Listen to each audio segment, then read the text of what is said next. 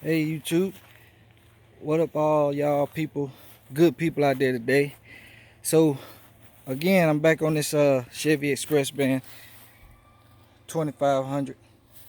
Um, like I said, I've been doing some research about this van, removing the engine out of it, and I finally got to the point where I could take the engine, and I'm just gonna go over some problems that I endured while I was taking it off. So the first, well, it ain't the first problem, but one of the problems that I came across was as you see, the motor mount plate, it got stuck on the side of the motor, which was causing me not to be able to get the motor out. So it finally broke off.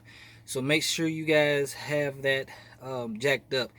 So I've learned that a lot of people take the intake off of these LS motors to get them out the van to get extra clearance, which is cool. But I didn't want to go through all that taking the intake off. I just wanted to see if I can pull it with the intake on there to get it out. But you will need to take the starter off, and you will need to take that piece off, and it's on side of the motor. I think it's like an oil return feed or something like that. I'm not sure. I could be wrong, but that's what came out of it. And I actually had one flywheel bolt stuck in the transmission that was stopping me. That was stuck in the converter that was stopping me from pulling the motor out, and I thought the motor was stuck or something was wrong. So make sure you check them torque converter bolts that goes to the flywheel, and make sure that you check you clear these two mounts right here. They're middle with the rubber in between them, so make sure you clear those. Okay, so I'm going to take you around to the front. And like I said, I'm scrapping this van, but I didn't really cut no wires. The wires that I did cut was where they're at is these wires right here that runs all the way to the back where my tail lights go and stuff. So I didn't cut, I cut them wires.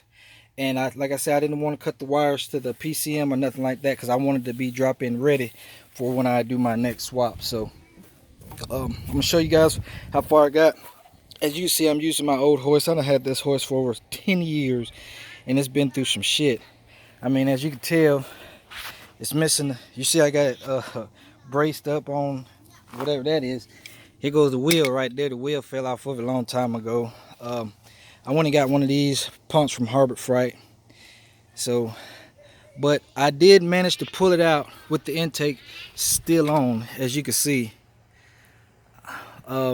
I didn't cut the exhaust. I took the bolts off, and that's why I said about the oil return thing, whatever.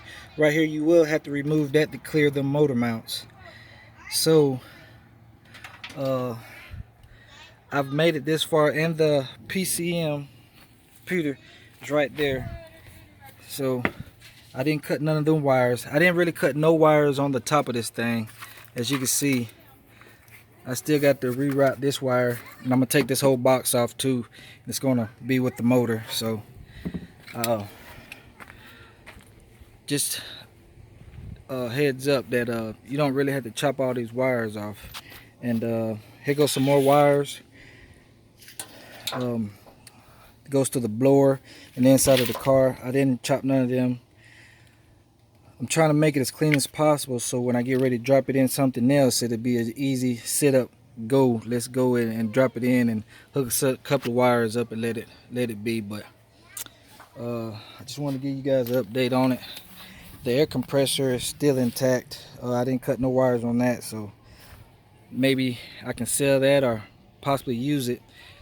But I just want to show you guys, I did pull it out the express van with the intake on, so you don't have to remove the intake, but it will give you clearance, extra clearance, if you want to remove it. So it's just an update.